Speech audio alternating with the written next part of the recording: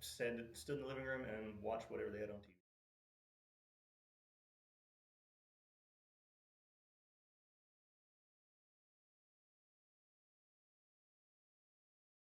There's no such thing as a routine night, so I just doing a normal patrol around the area when the original call came out as a disturbance, and it quickly changed to a fire. I remember being en route. I was driving there from Richmond Road in Robin.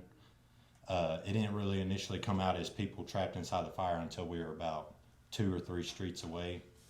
I remember being first on scene. When I arrived, I remember seeing smoke come out of the house and not seeing anybody. I made it about 2 steps inside the door, and that's when I saw somebody wheeling another person out, and they advised me that more people were stuck in the back. As I continued to make my way through the house, I eventually found them. At that point in time, the smoke was only 50-50. I had to squat, but I didn't have to crawl. When I made it back there, I saw 2 people lifting the disabled person out of their bed inside of a harness. About that time when I assessed the situation, Officer Cornelius arrived. He was trying to find us because by then I knew it had got a lot worse. I eventually was able to holler out through him after getting enough air because I had started to choke up a little bit on the smoke. And he found us, and at that point in time, we were able to get one of them to leave. And I believe the caretaker for the disabled person would refuse to leave and was trying to get her in the wheelchair. Eventually, she realized that we were in a little bit of a predicament, and I was able to I grabbed her and we went outside. About that time was when Officer Ford arrived, and I advised him to go out to the back because I knew our only option was to take the disabled person out the window through the back door. Once I made my way back through the house, again, I was kind of squatting, but really I needed to crawl because I couldn't see where I was going. I was kind of having to hold on to the wall. And when I made it back there, Officer Cornelius had the window open. It was halfway out, getting ready for us to move her to the window. At that point in time, Officer Ford made it back there and was helping us. I pushed her over to the window. I was trying to figure out how to get the harness to lower to get her all the way out. I couldn't really figure it out, combined with the power going out and all the thick smoke. So we did what we could and had her head outside the window, getting fresh air. And at that point in time, I was stuck in there as well, and I had to stick my head out and get fresh air here and there. I knew it had got bad enough to the point that Officer Cornelius had to grab him by the vest and say, "Stay here and breathe," because apparently I was probably as red as I am now, wearing this heat gear inside. At that point in time, I knew it was too bad for me, and I had to take my vest off and try to get out the window. Officer Cornelius had grabbed under my shoulders and helped pull me through the window.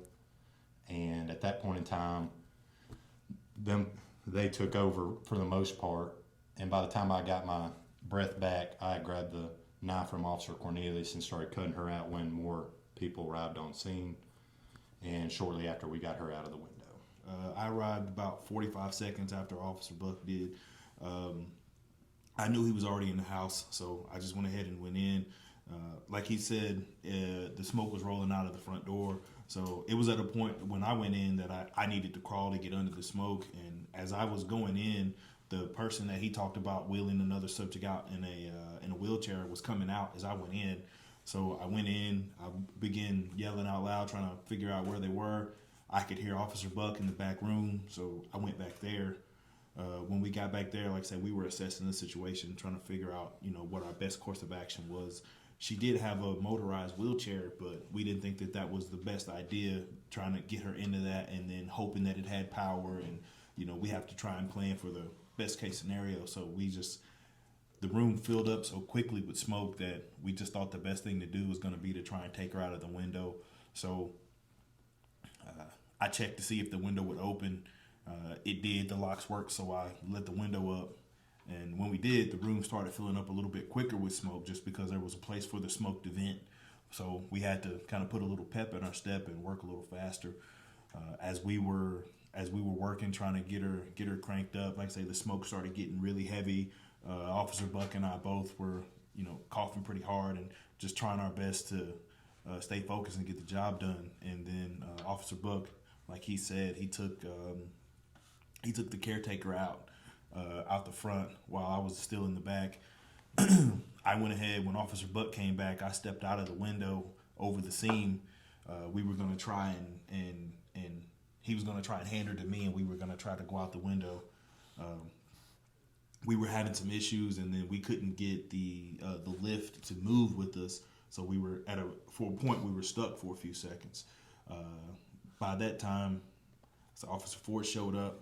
He came over to the window and he started trying to help. And even with the three of us, we were still having issues trying to get the lift to move over close enough to the window where we could fully get her out.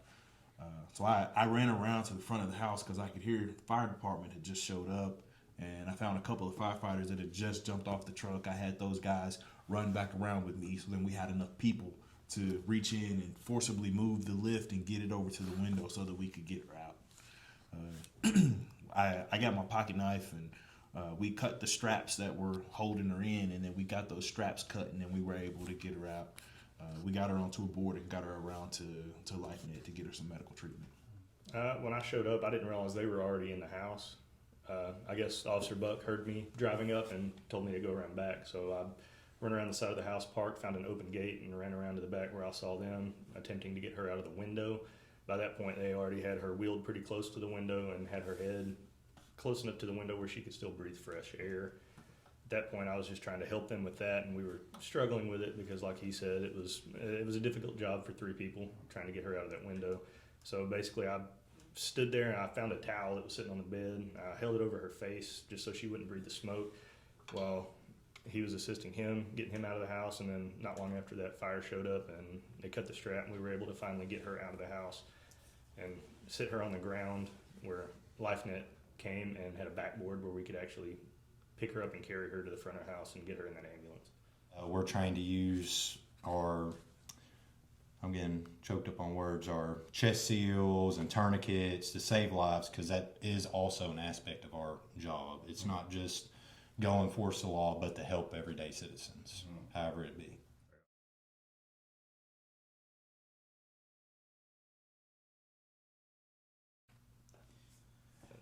Just doing my job. Yeah. I don't think that there's another person in this department that wouldn't have done what we did, or that wouldn't have done anything any differently. I think everybody that works here wouldn't have hesitated. They would have done exactly what we did, the way we did it. Worked just as fast, just as hard, and wouldn't have had a second thought about it. It's just the caliber of guys that we work with, guys and girls. Everybody that works here is, they put others before themselves. Yeah.